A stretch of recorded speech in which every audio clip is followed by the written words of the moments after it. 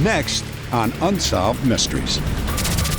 In the Nevada desert, a young man is found dazed and confused. He says he's suffering from amnesia. The police say he's faking. On a remote riverbank, 3 fishermen stumble upon the body of a woman wrapped in a bedsheet from her own home. Some say her ex-husband knows more than he's saying. Meet Jeanne Boylan. She draws police composites with uncanny accuracy. Watch as she tries to help solve a baffling murder. And this 8-year-old girl has an amazing talent. She sees dead people. Join me for these intriguing stories, plus updates on cases solved by you. I'm Dennis Farina, and this is Unsolved Mysteries.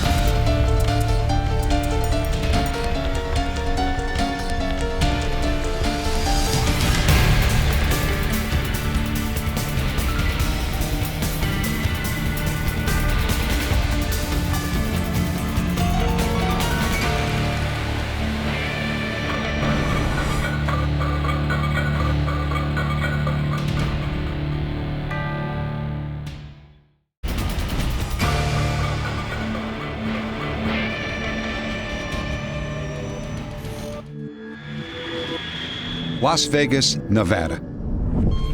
Do you have any pain anywhere? Can you wiggle your toes for me? A young man is rushed to a local hospital. He has been found in the desert outside of Las Vegas, dehydrated and disoriented. Can you tell me your name? He has no identification and is suffering from total amnesia. The hospital staff names him Tyler. You cannot have anything right now. Authorities can't find a missing persons report matching Tyler's description, and his fingerprints are not in any local or national police databases. For more than 8 months, Tyler remains a man without a past and possibly without a future. I can't go to work because I'm not eligible for a social security number. I can't drive a car because I don't have a social security number or a date of birth.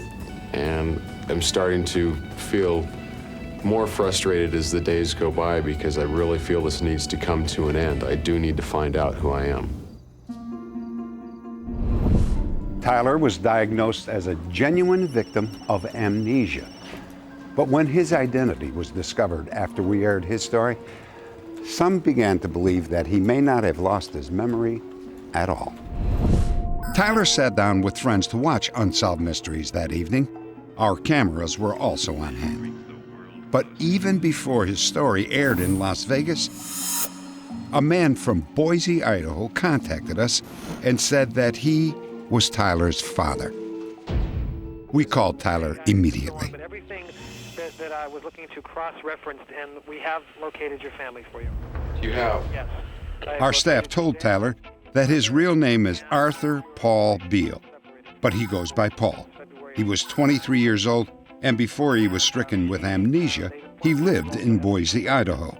A few minutes later, Paul Beal called the mother and stepfather he could not remember. Hello? May I speak with Mrs. Beal? This is Mrs. Beal. This is your son. How are you? You sound great. I don't remember you. I'll help you, Paul. The emotional call lasted nearly 20 minutes. You be strong, okay? And I'll talk to you real soon. Okay. Okay, honey. Bye. Bye. A short time later, Paul's story took an unexpected turn.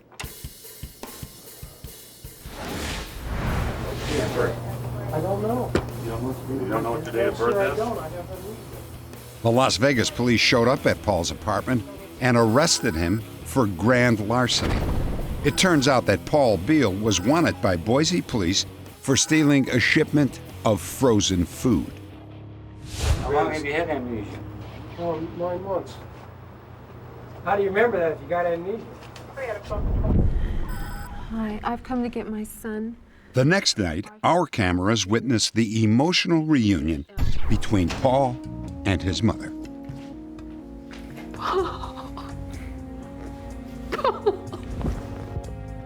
Lynn Beal had arrived to post Paul's bail.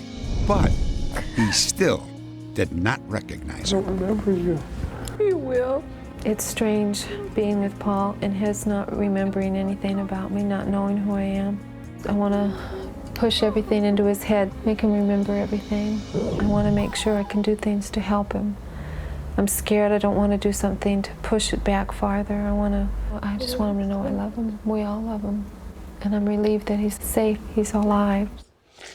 I worried so much. The reunion was complicated not only by Paul's amnesia, but by the criminal charges against him. In Boise, Paul had worked as a salesman for a food supply company. He went to Las Vegas to sell a shipment of frozen food, but he never returned.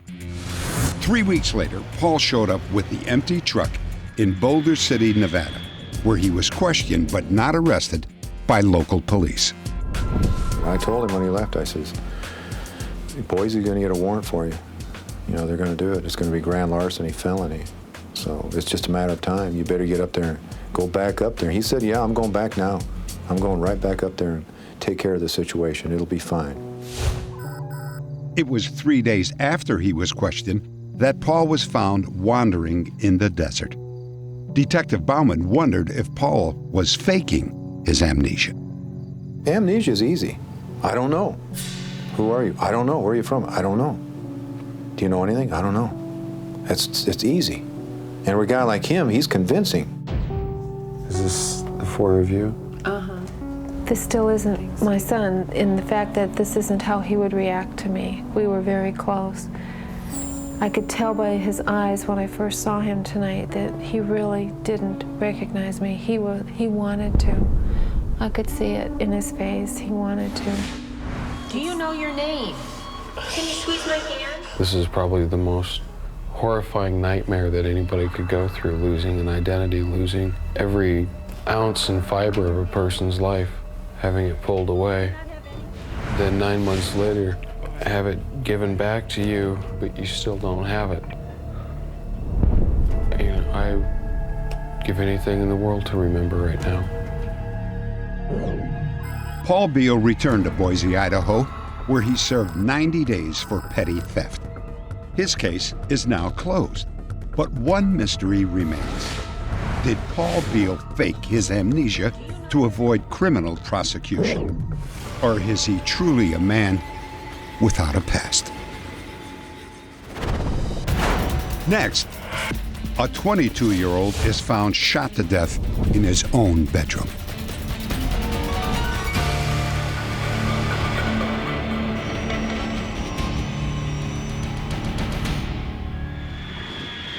Westerville, Ohio. An ordinary townhouse on an ordinary street, home to a typical middle-class family, the Lombardis. Cheryl Lombardi comes home at around midnight. She assumes that her 22-year-old son, Tony, will be home shortly. At around 12:45 a.m., she hears a door closing and some footsteps.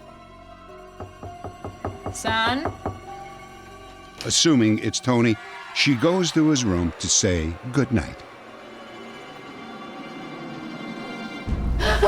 What she discovers is horrifying. A single gunshot wound to the head has killed Tony Lombardi. That morning, Cheryl Lombardi's home was swarmed by detectives. As they searched Tony's room for clues, they began to realize that the evidence pointed toward two conflicting theories. They were two different scenarios that would pit Tony's family against the police. 30 minutes after Cheryl's gruesome discovery, detectives were investigating the scene. They found a .38 caliber semi-automatic pistol on the floor and on the bed, a single spent .38 caliber shell.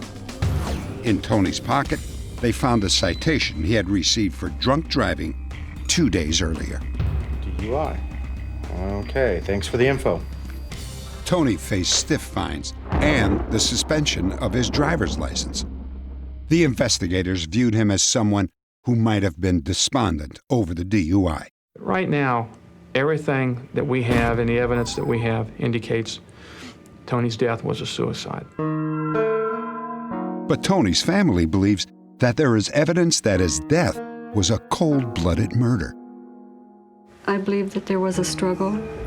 He had an 1.5-inch gash over his left eye.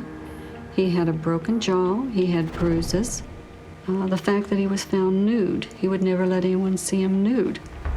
Those are all things that I think should have been looked into.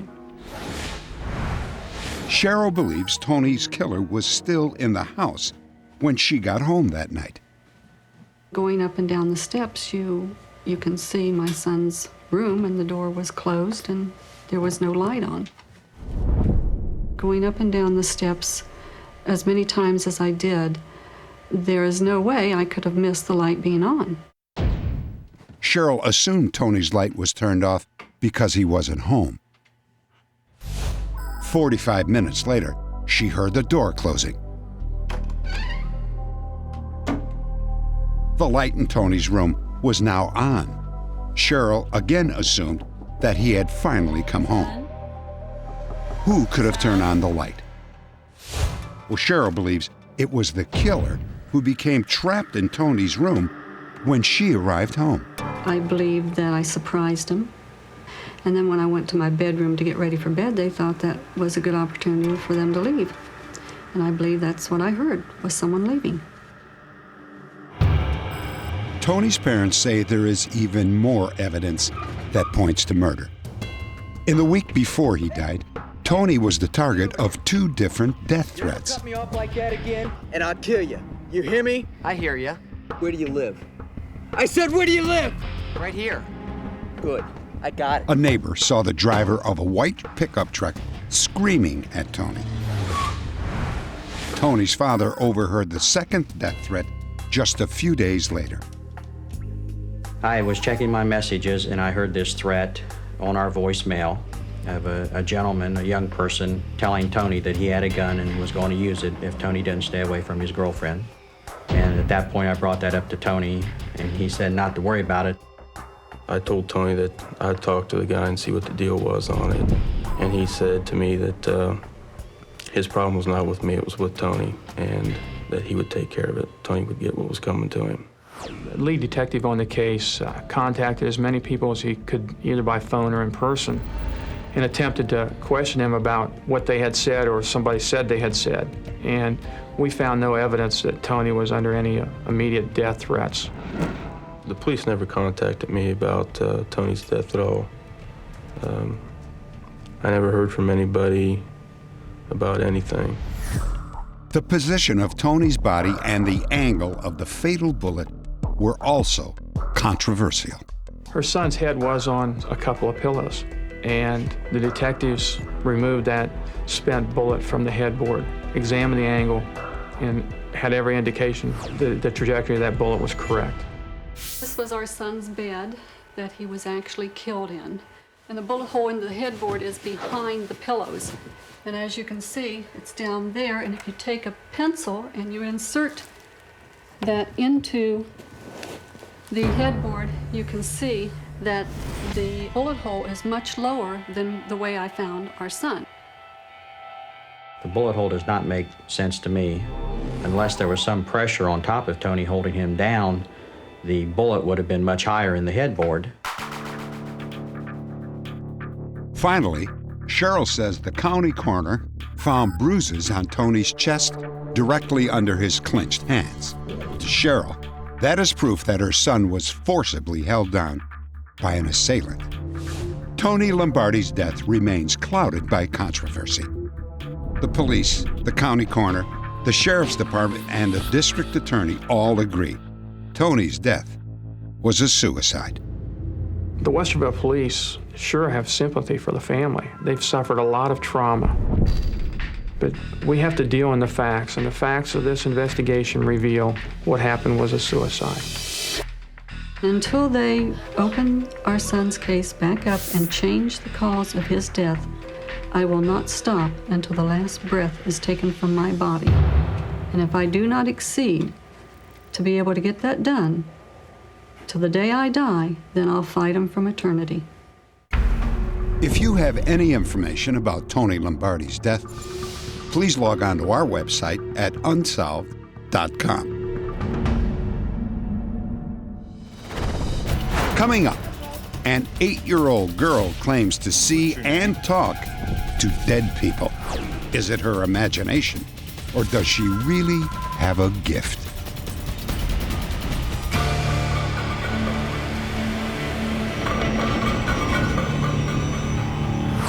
Do you remember the movie The Sixth Sense and that little boy who said that he could see dead people? Well, it turns out that there is a child who can do just that. Her name is Heidi Roderick, and she's just 8 years old and apparently can communicate with people who have died many, many years ago. Hello, honey. Hi. What's your name? Heidi. That's a pretty name. Heidi. Heidi's family had just moved to Ellerslie, Georgia, a small southern town. One fall day, according to Heidi, a man named Con appeared at the front door. And go play on that swing. He had white hair and he had a t-shirt on with blood all over it. And he had a bandage on his hand with blood on it. Mama? What, Heidi? Can I go play outside with the man? Is it Uncle Mark? No. What man is it? He has gray hair and he has blood on his shirt. Are you sure? I thought someone was trying to kidnap her. I don't see anyone. So I brought Heidi in and I locked all the doors and I got the butcher knife out of the out of the drawer and I called my husband home. I said, Andy, you have got to come home. We got out and we walked all up and down the street, trying to find somebody that fit that description, but we never, found nobody. Hi there, Heidi. Hi. That is your name, isn't it? Yes. I'm Mr. Gordy. Shortly after her visit from Con, Heidi told her mother about meeting a man she called Mr. Gordy. Well. Would you like to go over and swing with me for a few minutes? Okay. I thought that Con and Gordy was the same person, so I thought his name was Con Gordy. And that's when I started asking everybody, have they ever heard of a name Con Gordy? Lisa happened to mention Con and Mr. Gordy to her sister, who had just bought the house next door. Her sister was shocked. Just read that right there. What? Right here. Look. James S. Gordy. When I seen Mr. Gordy's name on the deed, I was terrified. I really was, because I knew that the previous owners was there, years and years and years back. So I knew that Mr. Gordy, I knew he had to have been dead. I knew Mr. Gordy when I was a small child. And Mr. Gordy owned a real estate company in Columbus. And for many, many years, he was Sunday school superintendent at our church up here, Ellerslie Methodist Church. Catherine Ledford's family had owned the house that Lisa's sister now lived in.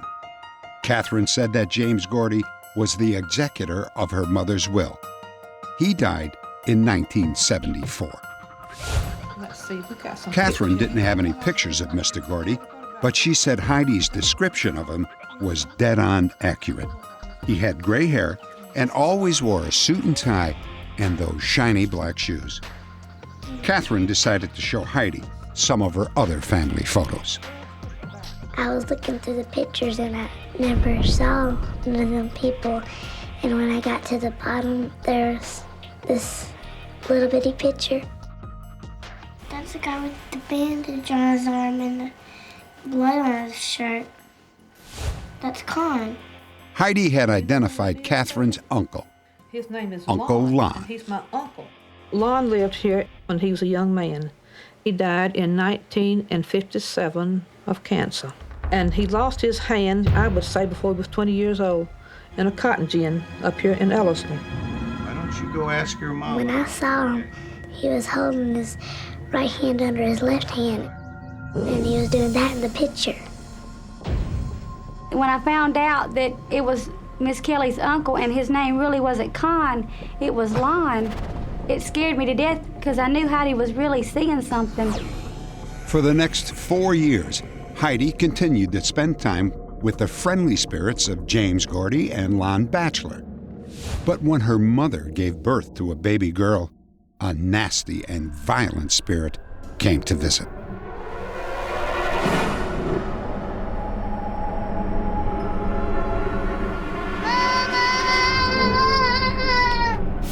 Heidi had never been scared of anything. She had never been scared of Con. She had never been scared of Mr. Gordy. But when she seen the dark figure in a hallway, she was hysterical. The new spirit became a frequent and sometimes violent guest.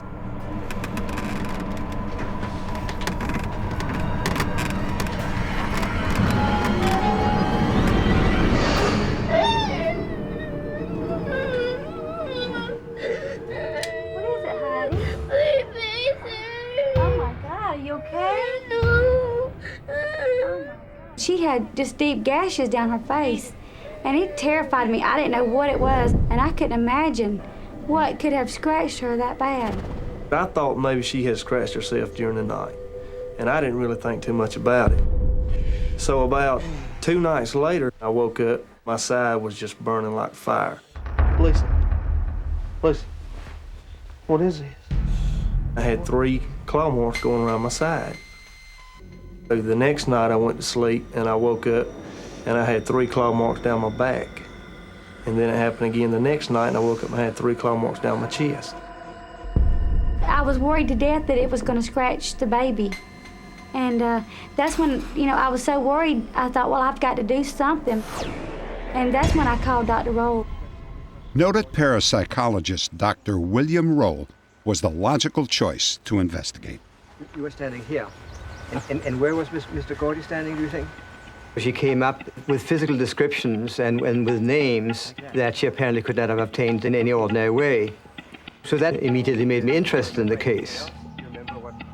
A couple of pictures have been found of Mr. Gordy. The hope was that Heidi would be able to identify Mr. Gordy's picture if they were presented to her with a number of other photographs. In this pile of pictures, we're looking for somebody who looks like Mr. Gordy. All right, so. What you're watching is real. Heidi Roderick is looking through the photographs for the first time.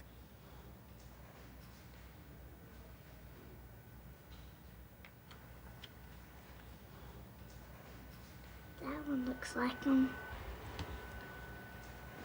That is Mr. Gordy, you're right. Incredibly, Heidi correctly picked the photograph of James Gordy. Twice now, she had correctly identified spirits from a photo lineup. Having spoken to Heidi and her parents, I'm even more convinced that we're dealing with genuine parapsychological experiences. Then the question comes up, why are these things happening to this little girl? Does Heidi possess some mysterious power to communicate with the dead? I think Heidi is special. I do. She's been seeing them for so long now. And it's just something I don't think she'll ever grow out of. She's just a special child. She's gifted, so to speak. Heidi is now a young woman and no longer lives in the old family home. She reports that she has not seen Mr. Gordy for years. However, she continues to see the mysterious dark figure as well as numerous other spirits. The sightings are so frequent that Heidi now takes them in stride. Not even that dark, mysterious figure scares her. Coming up, a criminal composite artist, Jeanne Boylan, draws the face of a killer.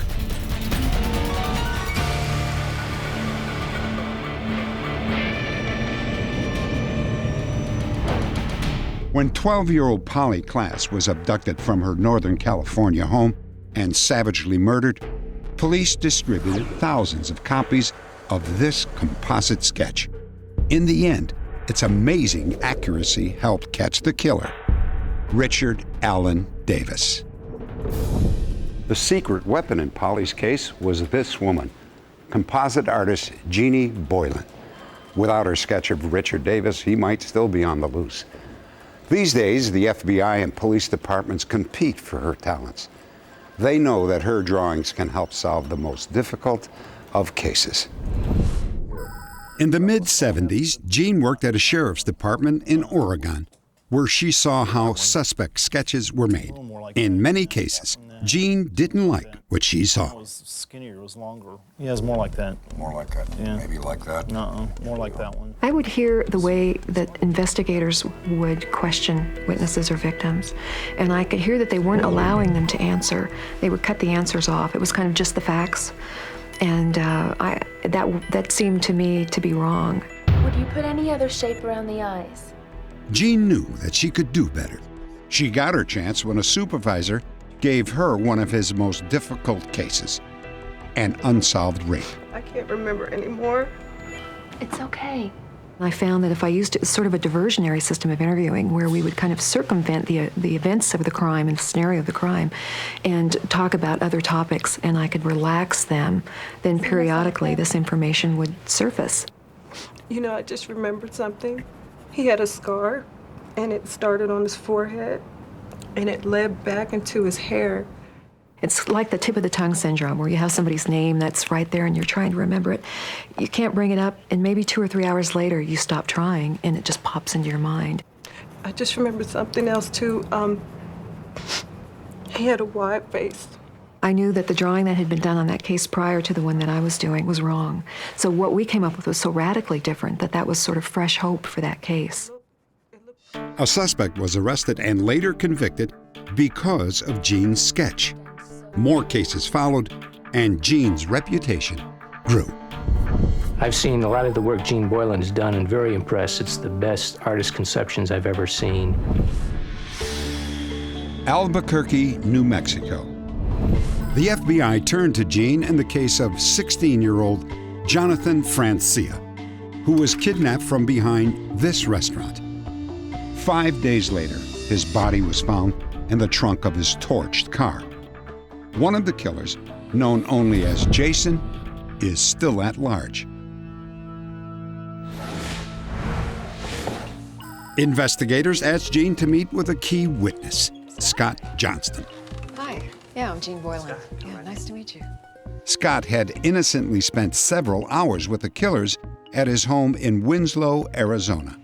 Jeanne automatically sized up his potential as an eyewitness. Visual things are very important to him. He takes some care in the way that he looks, which was the first cue to me that I would be able to work in a visual context with him. So one thing that I did was I got out some Play-Doh, something to anchor him in the present, and gave it to him to play with and sort of feel, to keep him in the moment. I'll shave it more and then longer. As Scott told his story, Jeanne began to sketch the killer named Jason. Scott said that he met Jason through his friend Trina Richardson. She was staying with Scott while her husband Paul was in Alabama. Early one morning, Paul returned with a strange man in the car. Scott, what's happening? Not much. This is Jason. Hi. Come in. My first impression of Jason was, oh boy, this guy dresses like a cowboy. He had the velvet hat, the long hair, and the jacket, and the jeans, and kind of like worn out tennies. Scott noticed something strange about Jason's hands, but he didn't notice what it was until later. I looked down and I noticed his hand was kind of like red, kind of clay type. I thought it was just, dirt, but apparently it was blood. Jason asked to take a shower shortly after he arrived. That was the only time that Scott saw him without a hat. Tell me a little bit about how you would put the placement of the hair. I would place the hair kind of like long and back, like over the ears. Scott told Jeanne that he and Trina went out to run errands around 9 a.m. When they returned, Paul and Jason were washing the car.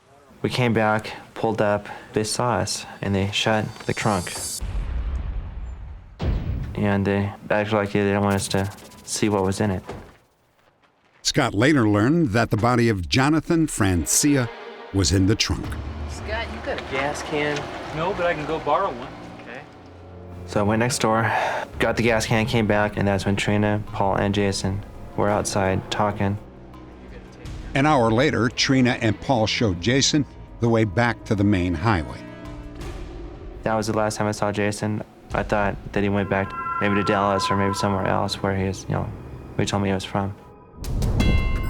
4 days later, An eyewitness tip led police to a remote corner of the desert, 30 miles from Scott's trailer. There they found the burnt-out car and Jonathan Francia's charred remains. He said he was from Dallas. Paul Richardson was arrested 2 weeks later. He admitted that he and Jason had abducted and murdered Jonathan. We took it. 2 days after his confession, Richardson committed suicide by hanging himself in his jail cell.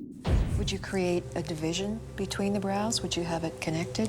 It was now up to Jeanne to help find Jason. Okay. When I first seen the composite, it looked pretty much like the same person that I've seen in the trailer. Pretty close. I was amazed at how well it, turned out. Okay, is there anything else you'd add to it? I believe that Ms. Boylan has a magician's touch in dealing with witnesses and has a way of just extracting a photo from their mind, if you will. Jeanne's sketches of the man called Jason have provided some hope for Jonathan Francia's family. It would set our hearts a little, give us a little ease in our heart. Can't bring our son back, but it'll put him where he belongs, and that's what we need. If there's some way that this contribution can help bring some peace to them, then I would be delighted. Jeanne drew 3 portraits of the man known as Jason. Authorities believe he has relatives in either Pine Top or Payson, Arizona, and also in Dallas, Texas. Jason is described as 5 feet 10 inches with a medium build. He smokes, chews tobacco, and wears Western-style clothes, including a horsehair belt. If you have any information about this case, please log on to our website at unsolved.com. Next, Brenda and Gerry seem to be working out their divorce amicably until she disappeared.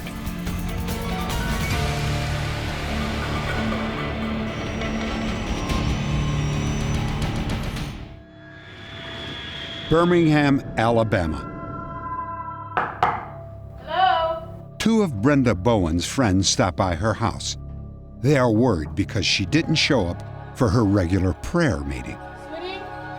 Brenda? But Brenda is nowhere to be found. Hello? Anybody home? Within hours, a Shelby County sheriff arrives to investigate. Brenda's clothes were laid out on her bed as if to dress after her shower. On her dresser was her jewelry. Everything was laid out real nice and neat. Her curling iron was in the own position in the bathroom, but there was no other signs that, Brenda was there at all. Brenda lived a life most would envy. She was blessed with 2 healthy teenage children, a thriving real estate business, and a beautiful home in the Alabama countryside. Her friends and family couldn't figure out why she would suddenly vanish. When Brenda went missing, it was devastating to us. I stayed at home. I thought she might call, but in my heart I knew that something had happened to Brenda, something bad. The only difficulty Brenda had experienced was her divorce from her ex-husband, Gerry Lee Bowen. 2 years earlier, their 19-year marriage had suddenly fallen apart. They were together for about 18 or 19 years. But Gerry got out and found a girlfriend. He asked her for a divorce. Gerry, you've agreed to give Brenda complete and unencumbered use of the house until your daughter turns 19. With the help of a divorce attorney, Gerry and Brenda separated on good terms. They even agreed to a very unusual living arrangement. Gerry would live in the guest house behind the main house. He also gave Brenda most of the couple's assets. Their arrangement worked out well until Gerry ran into some money problems. I'm asking for your help here. I don't know, Gerry. You're asking me to live a lie. It's only a business arrangement. And he told her he was in financial trouble and they had to get back together. He had to have some relief. Brenda's answer was, I'd have to think about that, Jerry. Jerry, we can talk about it in the morning. I'm gonna take you back to court. 4 days later, Brenda disappeared. Anything you'll find, I want bagged, I want it filed. Police began their investigation at the Bowen home. Gerry cooperated with the police. He even told them what he thought had happened to Brenda. As I started to leave, Gerry says, well, Don, what do you think happened to Brenda? Well, let's just hope she's on a beach somewhere down in Florida, tanning her buns. You're wrong. She's dead. I said, well, if she's dead, where do you think we could find her? And Gerry looked at me and he says, you could find her in water somewhere. You got a call about an abandoned vehicle? That same night, police found Brenda's car stuck in the mud 43 miles from home. We found her purse, we found a cell phone, there was checkbooks there.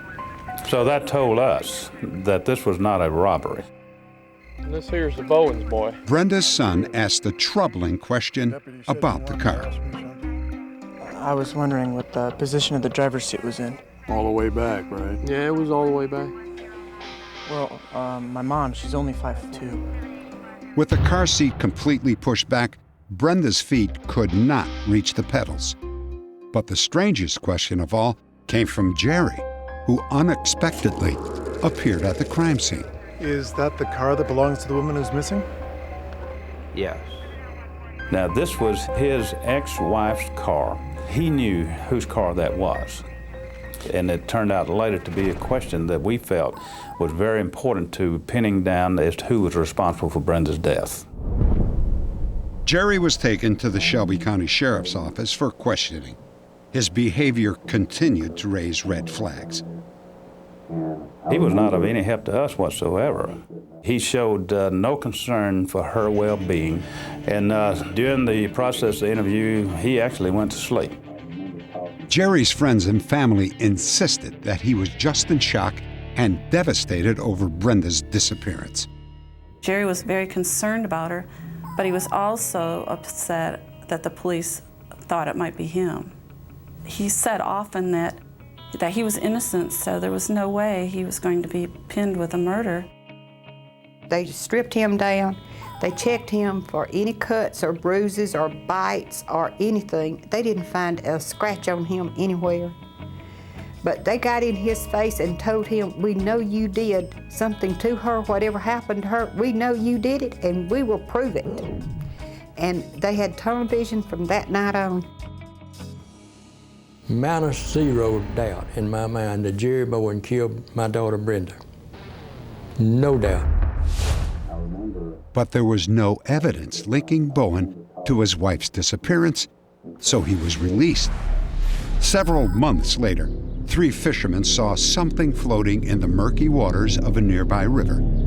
It was Brenda's body, bound and tied inside a sheet. The coroner could not determine the cause of death because the body was so badly decomposed. When Brenda Bowen's body surfaced, she was, for lack of a better way of saying it, packaged in a certain manner. We got the call late this afternoon. There's 3 fishermen found the body. Around her body was a green top sheet off of a bed. Around that was a length of nylon rope. The sheet was positively identified as coming from the Bowen home, and there were 2 strange things about the rope. First, it was tied with 2 specific knots, a bowline and a slip knot. And second, the ends had been deliberately burnt. The son asked to look at the rope that was around his mother's body, and he looked at it and tears filled his eyes. He said, I've seen that same combination of knots from Gerry Bowen dozens of times. He said, I've never seen anybody else do it. In addition to that, every time Gerry Bowen cut a piece of nylon rope, he would take a cigarette lighter and burn the ends of it. The knots, the car seat, the burned ends of the rope, it all starts pointing back to Gerry Bowen. Gerry Bowen was arrested. The case against him was almost entirely circumstantial except for one crucial element.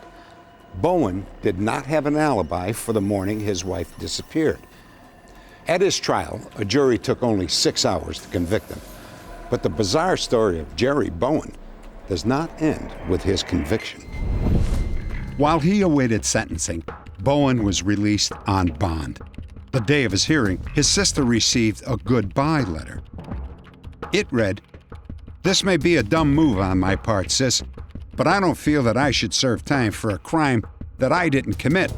Therefore, I'm running." When Gerry was convicted, my thoughts was, it's payday. When Gerry fled, I felt like payday evaporated. The FBI descended on Bowen's home looking for clues as to where he might have gone. They were shocked by what they found on his computer. Thousands of violent and sadistic pornographic images. Gerry is very polite, respectful to others, but when he's back in his own secret place within his own residence, the bizarreness of his behavior starts to emerge when he's visiting websites of women being abused, tied up, shackled and tortured, as well as a fascination for pregnant women that are naked. There was no evidence recovered from Gerry's home that would help detectives find a convicted killer. Then, his story aired on Unsolved Mysteries. Update. After our broadcast, one of our viewers notified authorities that a man she knew as Stephen Starbucks looked exactly like Bowen. When police arrested Starbucks, he denied that he was Bowen, but his fingerprints confirmed his identity. Bowen was sentenced to life in prison for the brutal murder of his wife. He will not be eligible for parole until December 2019.